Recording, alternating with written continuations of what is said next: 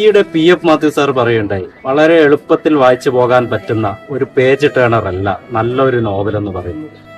മലയാള novel സാഹിത്യത്തിൽ അടയാളപ്പെടുത്തേണ്ട, പകരം വെക്കാനില്ലാത്ത ഒരു പരീക്ഷണം തന്നെയാണ് മനോജ് കുറൂർ എഴുതിയ നിലം പൂത്ത് മലർന്ന നാൾ എന്ന് പറയുന്ന ഈ ഒരു നോവൽ.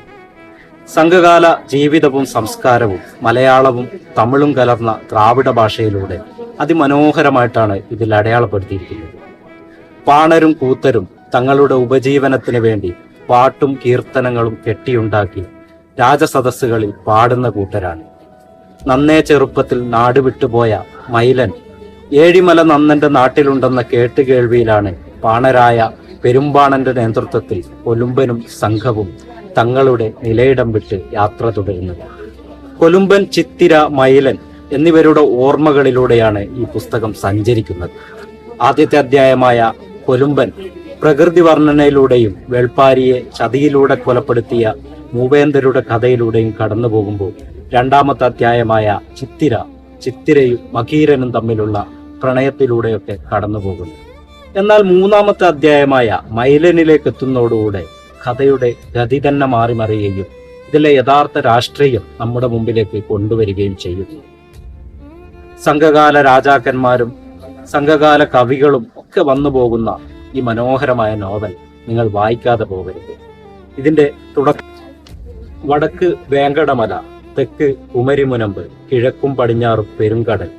ഇവക്കിടയിൽ മലകളും താഴ്വാരങ്ങളും കാടുകളും കുന്നുകളും വിലനിളങ്ങളും പാടങ്ങളും മരക്കാടുകളും പുഴയോരങ്ങളും കടൽത്തീരങ്ങളുമായി പല പല ഉയരിടങ്ങൾ.